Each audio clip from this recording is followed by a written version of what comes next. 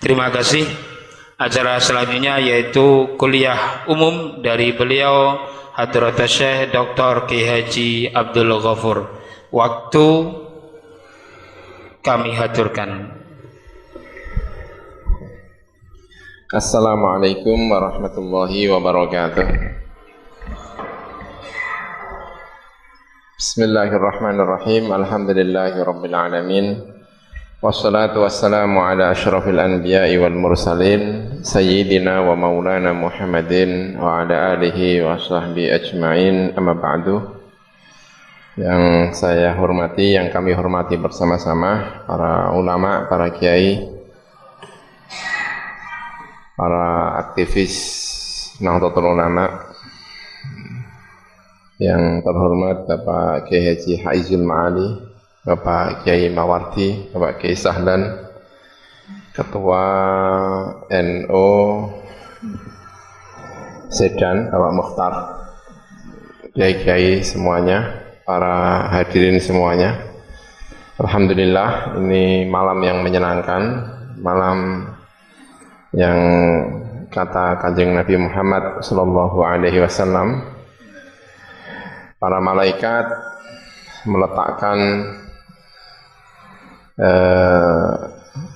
sayap-sayapnya karena senang dengan orang-orang yang mencintai ilmu, yang mencari ilmu.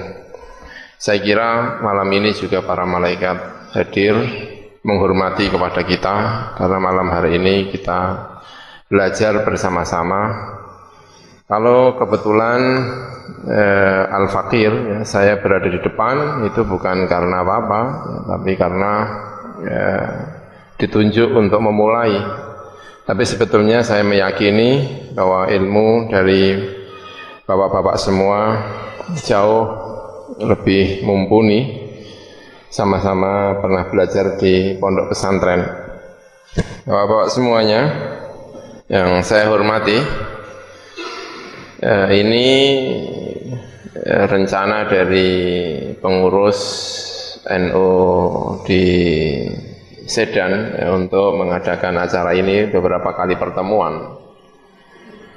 Sebetulnya acara yang sama dulu, ya, mungkin sekitar 1 tahun yang lalu juga pernah kita adakan, tetapi di Jakarta untuk kawan-kawan. Kebetulan waktu itu saya masih sangat aktif di Ansor. Sekarang ini sudah kurang begitu aktif, ya, lebih banyak aktif di NU-nya sekarang ini daripada di Ansornya.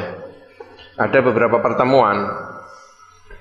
Misalnya pertama membahas tentang ya seputar keislaman kita, ya. Pengertian dan sejarah Ahlus Sunnah wal Jamaah. Kemudian ada pertemuan kedua, tauhid dan syirik menurut faham Ahlus Sunnah wal Jamaah. Apa perbedaannya antara tauhid dan syirik Nahdlatul Ulama dengan tauhid dan syirik menurut Wahabi, itu misalnya, ya. Itu ada pertemuan tersendiri. Kalau di Ansor itu pertemuan hal yang seperti ini sampai 2 kali, karena pertemuan ketika kita mengadakan pertemuan seperti ini itu jumlah pertemuannya sampai 16 kali. Kayak semacam pelatihan kader gitu, ya, itu sampai 16 kali. Kemudian ada fikih amaliyah khilafiyah dalam perspektif Ahlus Sunnah wal Jamaah. Ini kalau kita membuat dulunya itu sampai 3 kali. Kemudian ada lagi tasawuf dalam perspektif Ahlus Sunnah wal Jamaah. Ini juga ada pertemuan sampai 2 kali. Agama dan negara dalam perspektif Ahlus Sunnah wal Jamaah. Bagaimana hubungan antara Islam dengan negara seperti Indonesia itu posisinya seperti apa dalam fikih Nahdlatul Ulama. Kemudian ada juga tentang kepemimpinan, ada juga dengan jihad dalam perspektif Nahdlatul Ulama, dalam perspektif Ahlus Sunnah wal Jamaah. Ini ada serangkaian pertemuan-pertemuan begini.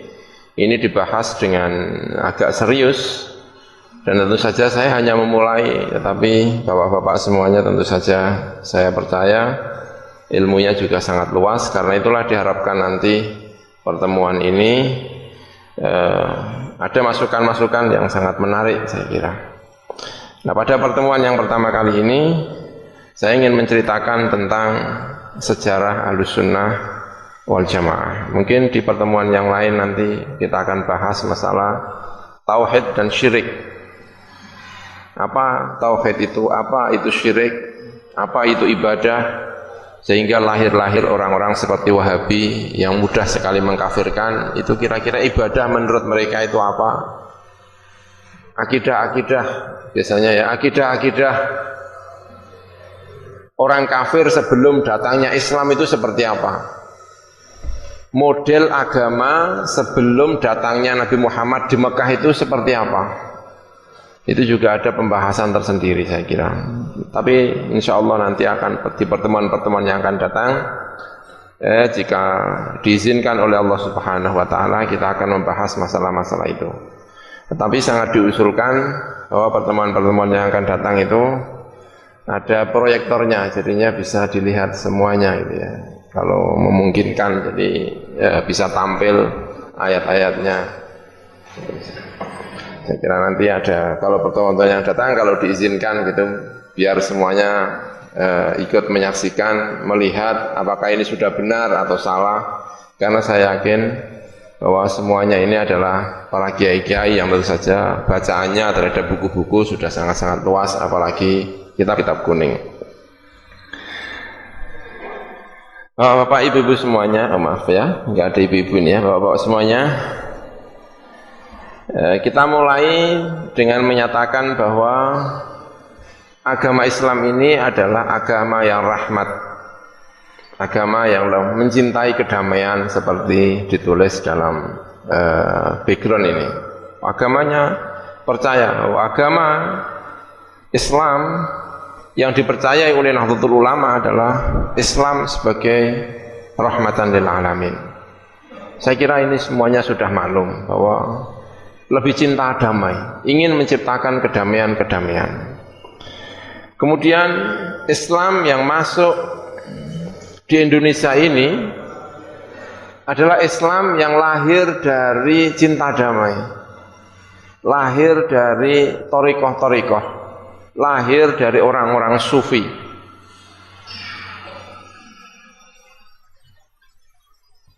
Orang misalnya benci dengan tasawuf, tapi dia juga harus sadar bahwa orang sufi itulah yang menggerakkan Islam hingga sampai di Indonesia. Muslim terbesar di dunia adalah di Indonesia. Dan mereka masuk Islam, masuk pintu utamanya adalah melalui tasawuf. Ada kawan-kawan itu bilang kalau Kanjeng Nabi Muhammad SAW itu menyaksikan Islamnya orang Indonesia, itu tentu saja sangat bahagia sekali. Karena Islam itu banyak yang kalau misalnya masuk ke Mesir itu melalui peperangan, masuk ke Syam juga melalui perang. Tapi masuk di Indonesia tanpa ada perang. Ini tentu satu prestasi yang luar biasa, dan itu prestasi ini dilakukan oleh orang-orang sufi. Jadi ini apa ya? Kalau misalnya orang itu benci sufi, tetapi dia juga harus sadar benar bahwa tasawuflah yang membawa perubahan, terutama di Asia-Asia ini, di Asy-Syarqu Al-Aqsa. Seperti di Malaysia, di Indonesia, di Thailand, dan lain sebagainya ini. Ahlussunnah wal Jamaah.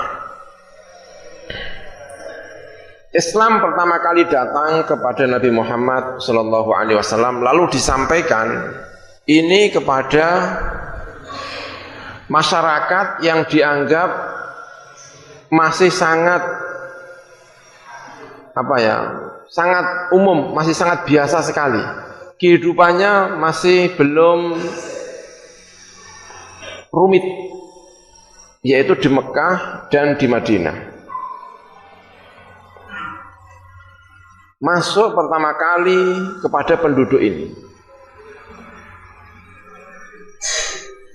Lalu Islam kemudian setelah Kanjeng Nabi wafat, ini memulai masuk kepada penduduk-penduduk yang sistem berpikirnya itu sudah sangat rumit.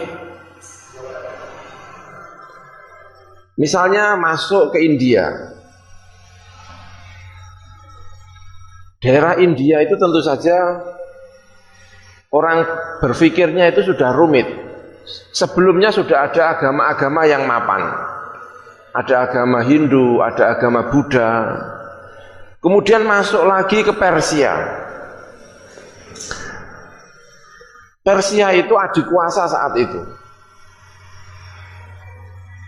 Islam masuk di Arab Saudi, dengan Islam masuk di Persia, dengan masuk di India, itu tentu saja lain. Kalau digambarkan, Islam masuk kepada orang desa dengan masuk kepada kiai, itu kan beda. Dakwah kepada orang desa dengan dakwah kepada penduduk kota, itu juga lain.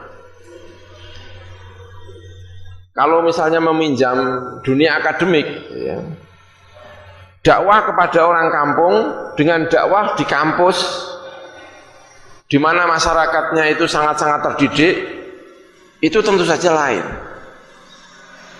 Kalau Islam yang sama ditawarkan, yang di desa ditawarkan kepada penduduk yang ada di kampus-kampus, itu tentu saja akan mental. Disinilah mulai ada kerumitan-kerumitan. Islam yang dikenal di Arab Saudi, waktu itu di Mekah dan di Madinah, ketika dibawa di Persia, di Irak, ketika dibawa di Syam, itu ternyata mengalami perubahan-perubahan. Sesuatu yang tidak pernah ditanyakan, sekarang ditanyakan. Dulu orang di Mekah dan di Madinah nggak ada yang nanya, sekarang ada yang nanya. Hal-hal menyangkut teologi. Orang yang masuk dari orang-orang India misalnya, yang punya kepercayaan tanasukhul arwah, lalu dihadapkan kepada Islam, itu mesti tanya, bagaimana menurut Anda tentang tanasukhul arwah? Orang yang sudah percaya bahwa ada kerumitan-kerumitan tertentu dalam mimpi, itu kemudian disodorkan dalam Al-Quran tentang mimpinya Nabi Yusuf alaihissalam. Itu ada pertanyaan, mimpi itu hakikatnya apa? Itu kan pertanyaan yang harus dijawab. Berarti ada pertanyaan-pertanyaan yang sebelumnya tidak pernah ditanyakan, dan itu membutuhkan jawaban-jawaban. Berarti Islam yang masuk ke kota, ada pertanyaan-pertanyaan yang lebih daripada sekedar pertanyaan-pertanyaan yang disampaikan oleh orang desa, dan semuanya membutuhkan jawaban. Pertanyaan kemudian banyak sekali yang itu direkam di dalam ilmu kalam. Itu biasanya ada pertanyaan-pertanyaan. Gusti Allah itu berada di alam atau di luar alam? Gusti Allah itu nang donya apa nang luar donya? Itu tidak pernah ditanyakan, tetapi kemudian dipertanyakan dan harus ada jawabannya. Kebetulan yang menjawab saat itu adalah ulama-ul kalam. Berarti yang dulunya tidak ada ulama-ul kalam, sekarang ada ulama-ul kalam.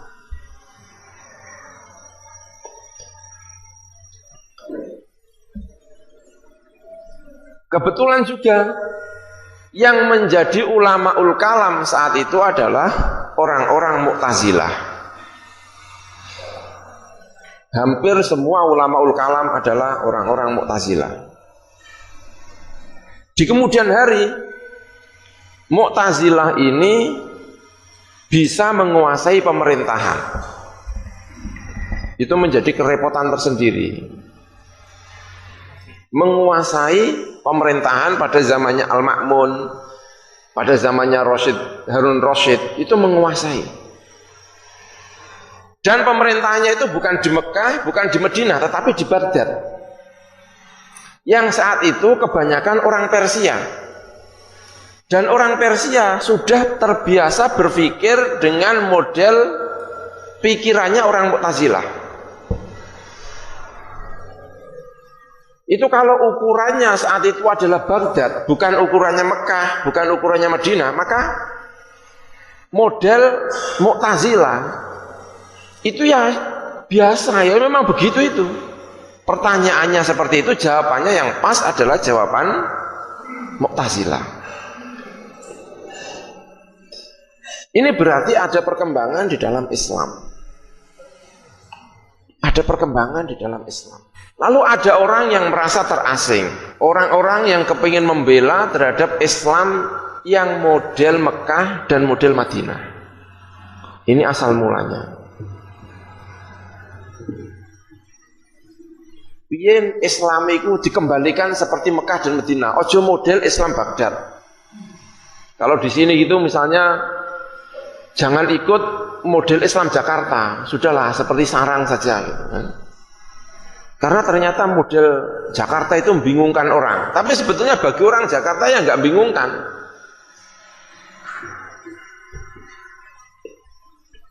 Maka ada pergerakan-pergerakan yang tujuannya kepingin mengembalikan Islam itu seperti asal mula, plek Quran, plek hadis. Ora usah dimaknani sing macam-macam. Wis pokoke Quran piye, hadis piye, itulah yang harus diterima.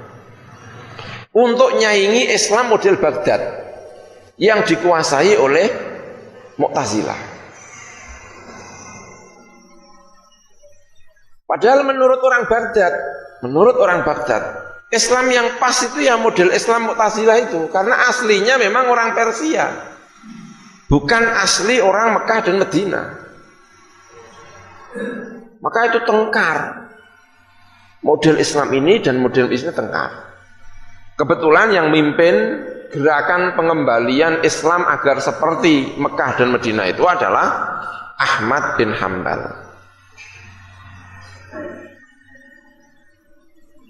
Ahmad bin Hambal itu mengharamkan Islam yang model Baghdad. Islam model Mu'tazilah itu diharamkan. Maka kemudian perang, ikut Baghdad atau ikut yang kuno. Tetapi bagaimanapun, secara umum mayoritas umat Islam itu masih menghendaki Islam yang dikembangkan oleh Ahmad bin Hambal. Dari berbagai desa, dari berbagai penduduk yang ada di umat Islam masih menghendaki Islam yang berkembang itu adalah Islam model Ahmad bin Hambal. Karena itulah kemudian ada pergantian kepemimpinan. Terutama ketika yang naik pimpinan itu adalah Al-Mutawakkil. Mutawakkil itu punya dua kebijakan. Kebijakan pertama mengenai pemikiran, yang itu nanti berkolaborasi dengan kebijakan dalam masalah militer. Dalam pemikiran, Al-Mutawakkil lebih menghendaki Islam model Ahmad bin Hambal. Sudahlah, nggak usah pakai Baghdad. Islam yang berkembang adalah biarkan seperti Ahmad bin Hambal. Karena ini yang cocok dengan orang-orang awam. Masyarakat secara umum paling cocok modelnya Ahmad bin Hambal. Model salaf kuno. Nggak usah pakai takwil. Kalau ada pertanyaan-pertanyaan jelimet nggak usah dijawab. Lalu sedang dalam militer mengambil orang-orang yang dianggap netral. Karena persaingan itu kan dua. Persaingan antara orang-orang Arab dengan orang-orang Persia. Orang-orang Persia itu disebut dengan Al-Mawali. Maulai. Persaingannya dengan orang Arab. Arab itu Mekah, Madinah dan lain sebagainya. persaingannya dengan mawali orang-orang Persia. Al-Mutawakkil mengambil satu kebijakan, militer tidak dari Arab, juga bukan dari mawali. Diambilkan dari mana? Diambilkan dari orang-orang Turki, budak-budak Turki, dengan anggapan bahwa kalau militernya itu dari orang Turki, saya bisa mengendalikan Arab, saya juga bisa mengendalikan orang-orang Persia, karena tentaranya bukan dari keduanya. Tapi yang tidak disadari, Turki ini orang yang tidak berpendidikan. Jadi militernya itu militer yang tidak berpendidikan. Pokoknya ngertinya gelut, tapi tidak berpendidikan. Ini orang tentaranya. Taunya kekuasaan itu berbahaya sekali itu. Dalam sejarah Islam kemudian sangat berperan sekali tentara-tentara ini. Karena setelah Abbasiyah itu berakhir, yang menguasai itu adalah Mamalik. Di Mesir Mamalik, di Syam Mamalik, di Baghdad juga Mamalik. Orang-orang budak yang justru jadi penguasa, yang kemudian diwarisi oleh Turki Utsmani, karena Turki Utsmani itu satu rumpun dengan Mamalik. Itu kalau dalam sejarah. Ya. Intinya adalah bahwa ketika Al-Mutawakkil itu berkuasa, lebih membela kepada Ahmad bin Hambal, sehingga Ahmad bin Hambal lah yang kemudian naik di pucuk pimpinan. Sehingga kembali Islam itu lebih dikuasai oleh Ahmad bin Hambal, yang kemudian terkenal sebagai Imam Ahli Sunnah wal Jamaah. Ini Ahmad bin Hambal. Jadi Islam dari Mekah kemudian berkembang di Baghdad menjadi semacam kayak Mu'tazilah, kemudian ditarik lagi oleh Ahmad bin Hambal menjadi model Islam yang tidak mengenal takwil, yang tidak mengenal ini macam-macam itu tadi.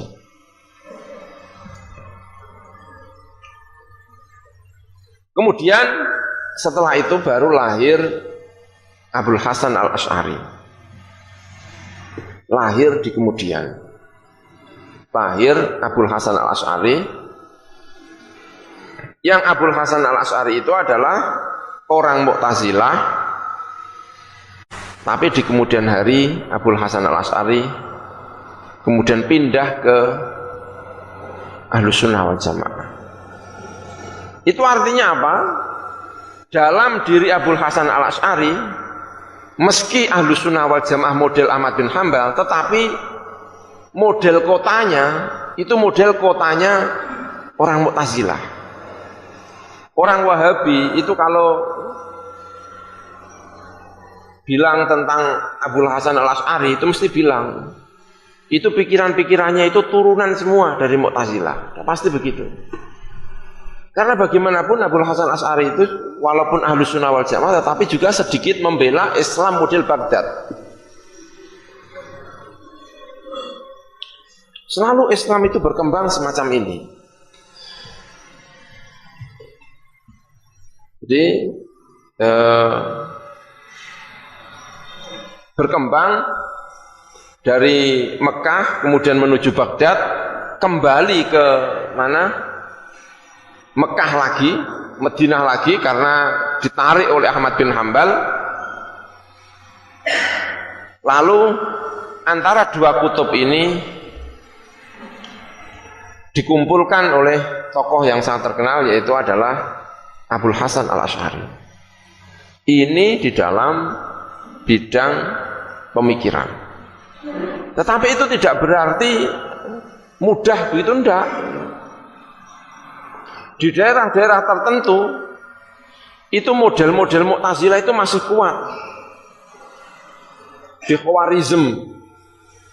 Khawarizm itu sekarang ada di Iran. Itu kulturnya itu kultur Mu'tazilah. Jadi pengaruh Baghdad itu belum begitu saja langsung berkuasa, enggak. Di Khwarizm misalnya itu masih saja Mu'tazilah. Tokoh terakhir dari Khwarizm yang mewarisi Mu'tazilah itu adalah Al-Imam Az-Zamakhsyari. Imam Zamakhsyari itu adalah tokoh dari Baghdad, dari Baghdad, dari mana? Khwarizm, daerah Iran sekarang ini. Menulis kitab tafsir yang sangat terkenal namanya Al-Kasyaf. Menulisnya itu walaupun Mu'tazilah tapi khusyuk, ya. Mau menulis saja itu pergi ke Mekah dulu. Jadi ngaji lalu menulis tafsir sedikit-sedikit, orang banyak tertarik, kemudian orang meminta, sudahlah ditulis saja tafsir itu. Ketika mau menulis tafsir, Zamakhsyari pergi ke Mekah. Menulis tafsirnya itu di Masjidil Haram, di Mekah. Jadi walaupun Mu'tazilah itu kayaknya percaya dengan berkah itu. Jadi agak-agak NU kalau orang sini itu. Makanya kalau orang-orang yang rasional di Jakarta gitu misalnya atau di mana itu kadang-kadang nggak percaya berkah itu lucu kadang-kadang itu. Imam Zamakhsyari itu ketika nulis Al-Kasyaf itu pergi ke Mekah mencari berkahnya Mekah. Itu Al-Imam Az-Zamakhsyari.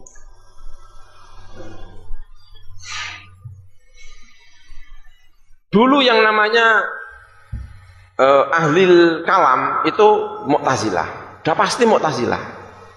Sampai datangnya Imam Abul Hasan Al-Asy'ari, maka ahli kalam sekarang sudah dikuasai oleh Ahlus Sunnah wal Jamaah. Sama halnya dengan orang yang ahli bahasa. Kalau kita mengenal Al-Akhfash, ya, Qala Al-Akhfash, Qala Al-Farra di kitab-kitab Nahwu, itu akidahnya itu Mu'tazilah itu. Akhfash itu Mu'tazilah, Farra juga Mu'tazilah. Karena ahli bahasa dan ahli balaghah itu adalah orang-orang yang Mu'tazilah.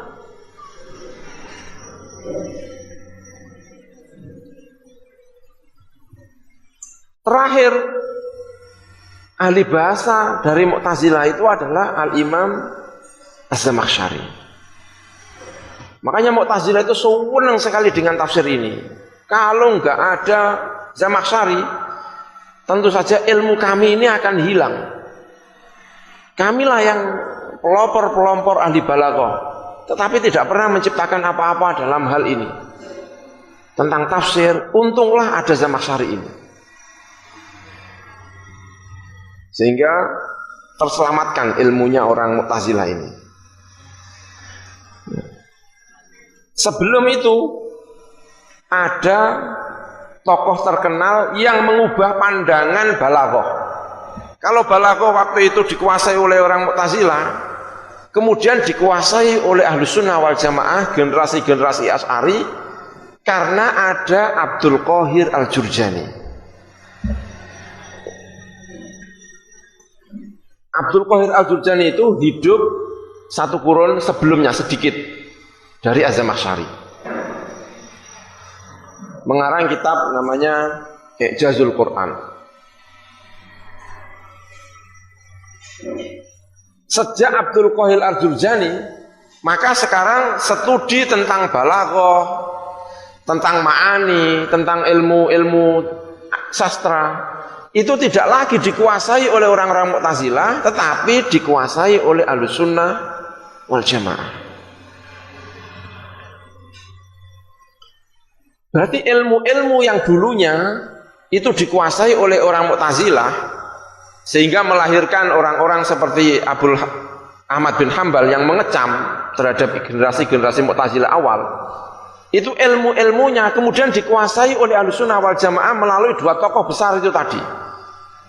Dalam ilmu kalam lahir Abul Hasan Asy'ari, sehingga ilmu kalam sekarang yang menguasai tidak hanya Mu'tazilah tetapi Ahlus Sunnah wal Jamaah. Dalam ilmu balaghah itu tidak hanya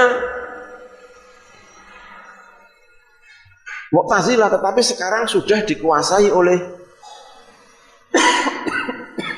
sudah dikuasai oleh Ahlussunnah wal Jamaah.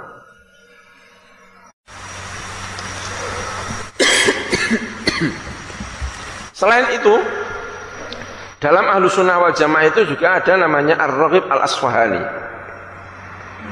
Itu juga ahli di bidang sastra Arab. Lalu mengarang kitab namanya Mufradatul Quran. Jadi sebelum Zamakhsyari itu lahir, menelurkan karya Al-Kasyaf, menafsiri Al-Quran sesuai dengan mazhabnya Mu'tazilah, dengan cara-cara balaghah, itu sudah ada Raghib Al-Asfahani, juga ada Abdul Qahir Al-Jurjani. Saya kira dari sini kita ini sudah bisa menebak ya, tentang masalah Islam, tentang kurikulum. Jadi Islam yang asalnya di Mekah, di Madinah, yang biasanya disebut dengan Al-Ma'thurat. Kalau tafsir itu biasanya tafsir bil ma'thur, bahwa semuanya berlandaskan kepada Al-Quran, berlandaskan kepada hadis, tanpa ada penakwilan-penakwilan, kemudian pergi ke Baghdad, diterima oleh penduduk Baghdad, kemudian muncul Mu'tazilah, tapi kemudian ditentang oleh Ahmad bin Hanbal, setelah ditentang melahirkan Abul Hasan Al-Asy'ari yang mendamaikan antara Ahmad bin Hanbal dengan Mu'tazilah. Kemudian hal-hal ilmu-ilmu yang dulunya dikuasai oleh Mu'tazilah berupa tentang ilmu-ilmu balaghah, itu kemudian ditarik menjadi Ahlussunnah wal Jamaah melalui Abdul Qahir Al-Jurjani dan melalui juga Ar-Raghib Al-Asfahani melalui karya Al-Mufradatnya. Setelah itu lahir tokoh terkenal Fakhruddin Ar-Razi. Ini perjalanan Ahlussunnah wal Jamaah. Apa kontribusi terbesar dari Fakhruddin Ar-Razi? Fakhruddin Ar-Razi itu kayak semacam membuat kurikulum yang dulunya tengkar, itu sekarang sudah damai. Dulu kalau orang itu ahli ilmu kalam, maka dia tidak pintar hadis. Kalau orang itu pintar hadis, tidak pintar ilmu kalam. Buku-buku tafsir saat itu hanya dikuasai oleh dua kekuatan ilmu. Tafsir itu dikuasai oleh dua ilmu tok. Ilmu yang pertama adalah tafsir ini, ilmu hadis. Yang kedua adalah ilmu balaghah. Tapi sejak Fakhruddin Ar-Razi, ilmu-ilmu itu mendekat. Ilmu-ilmu itu mendekat. Segala ilmu yang lahir pada saat itu kemudian mendekat. Ini melalui Fakhruddin Ar-Razi. Maka dalam tafsirnya Fakhruddin Ar-Razi sekarang, orang kalau menulis tafsir itu tidak hanya membahas balaghah, tidak hanya membahas masalah hadis bil ma'thur, tetapi dalam tafsirnya itu sudah ada fikihnya, sudah ada ilmu kalamnya, bahkan ilmu-ilmu alam itu juga sudah ada di dalam penafsiran Fakhruddin Ar-Razi. Ini menjadi prestasi yang luar biasa dari Ahlussunnah wal Jamaah. Prestasi yang luar biasa dalam keilmuan yang dicapai oleh Ahlussunnah wal Jamaah. Makanya kita patut sekali untuk bangga dengan model-model seperti ini, Islam-Islam seperti ini. Ya. Kalau kemudian dari Fakhruddin Ar-Razi, dari tokoh-tokoh sebelumnya, model Abul Hasan Al-Asy'ari, kemudian ada Al-Imam Al-Ghazali, Imam Ghazali mendamaikan antara fikih dengan tasawuf. Fakhruddin Ar-Razi ketika menulis tafsir mendamaikan itu semuanya. Kemudian generasi-generasi yang kadang-kadang setelah Fakhruddin Ar-Razi, generasi yang kadang-kadang menjadi bahan olok-olok dari Ahlus Sunnah wal Jamaah. Apa itu bahan olok-olok? Sekarang katanya ilmu di dalam Ahlus Sunnah wal Jamaah itu tidak mengalami perkembangan sama sekali. Isine ilmu itu setelah Fakhruddin Ar-Razi, kalau ada kitab kecil dibesarkan melalui syarah hasyiah. Nanti kalau sudah hasyiah, sudah besar-besar, diringkas jadi mukhtasar. Nah, itu kan selalu begitu. Ilmu itu katanya mandek setelah itu. Isine kalau ada kecil nanti dibesarkan menjadi hasyiah, menjadi syarah. Nanti kalau sudah syarah-syarah diringkas. Nahwu juga begitu. Sudah besar-besar nanti jadi mukhtasar jiddan. Yang enak-enak nanti tinggal nadhomkan. Enggak ada hal yang baru katanya begitu. Tapi yang tidak disadari dari generasi-generasi ini menguatkan mazhab. Biasanya kalau orang-orang Mesir gitu kalau belajar ifta itu mengatakan begini, justru orang-orang di generasi ini merupakan khodim, orang yang ladeni, khodim, sehingga mazhab Syafi'i menjadi kuat, mazhab Hambali menjadi kuat, Hanafi menjadi kuat. Ini karena ada generasi-generasi yang melakukan hasyiah, melakukan mukhtasar, sing asale nafar dadi nazom. Ini generasi-generasi inilah yang menguatkan, sehingga benar-benar tertancap di dalam masyarakat. Ini generasi-generasi belakangan. Nah, dari sini kalau bisa diambil satu kesimpulan, bahwa ada generasi-generasi setelah Kanjeng Nabi Muhammad dikembangkan di Baghdad. Dikembangkan di Baghdad menjadi ilmu yang macam-macam, kemudian dikumpulkan, dijamaikan, didamaikan. Orang-orang yang mendamaikan itu diantaranya Imam Ghazali, Imam Qushairi, Fakhruddin Ar-Razi, Al-Imam Al-Baydawi. Ini adalah generasi-generasi yang mendamaikan. Setelah generasi-generasi yang mendamaikan, kemudian generasi yang menguatkan ilmu-ilmu di tengah masyarakat.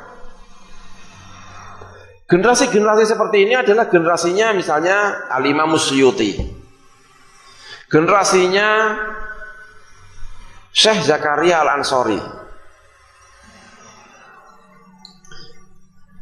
Lalu puncaknya, ini kalau kata ayah saya, puncaknya itu di Khatib Asy-Syarbini. Banyak kalau Al-Mujaddidun itu, kalau Kiai Maimun itu, kalau Al-Mujaddidun itu menyebut orang terakhir itu adalah generasi-generasi yang menguatkan ilmu ini ke masyarakat itu adalah Al-Khatib Asy-Syarbini. Ini generasi yang menguatkan ilmu-ilmu di tengah masyarakat. Dari generasi-generasi ini lalu Islam itu masuk ke Indonesia. Ceritanya kemudian setelah ini Islam masuk ke Indonesia. Jadi Indonesia itu Islam yang apa? Islam yang melalui perjalanan panjang, mewarisi itu semua lalu masuk ke Indonesia. Karena mewakili seperti ini, lalu masuk Indonesia, dikumpulkan dalam Nahdlatul Ulama, maka ketika mengkonsep apa itu Islam Ahlus Sunnah wal Jamaah, bunyinya sudah berbunyi sebagai hasil dari warisan. Makanya apa itu Ahlus Sunnah wal Jamaah? Ahlus Sunnah wal Jamaah inggih menika cara akidahe nderek Abul Hasan Al-Asy'ari kalih Maturidi. Kok iso ngono piye? Itu tadi sejarahnya. Sejarahnya adalah sejarah ini dengan Baghdad, dengan ini kumpul perang, dijamekkan. Ya. Cara fikih menurut mazhab 4, Itu tidak hanya di atas, bahkan di masyarakat itu harus begitu. Kemudian tasawufnya dari Imam Ghazali, kali Junaid Al-Baghdadi, itu dirumuskan. Jangan ditanya kemudian hadisnya mana. Ini bukan soal hadis, bukan soal Quran, tetapi soal sejarah. Jadi Islam yang datang dari Mekah, Madinah, kemudian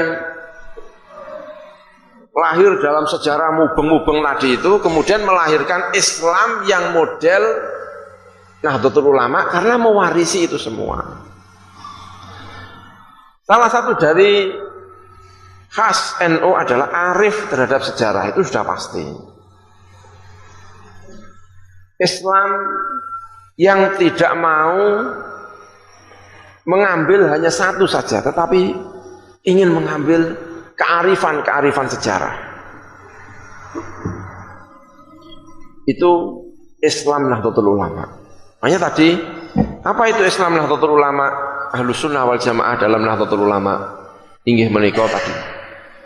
Dalam akidah mengikuti Abul Hasan Al-Asy'ari dan Maturidi, dalam fikih mengikuti 4 mazhab, dalam tasawuf mengikuti Al-Imam Ghazali dan Al-Imam Al-Junaid Al-Baghdadi. Kenapa harus 2 orang ini? Ya, itu mungkin bisa dijelaskan nanti kalau ada pertemuan tentang masalah apa itu tasawuf menurut Ahlussunnah wal Jamaah. Tapi secara umum bisa disampaikan bahwa karena 2 orang inilah yang mendamaikan di antara pertentangan-pertentangan yang terjadi ketika lahirnya tasawuf. Sama dengan mazhab-mazhab 4, sama dengan akidah, ini juga begitu, lahir dari perdamaian-perdamaian.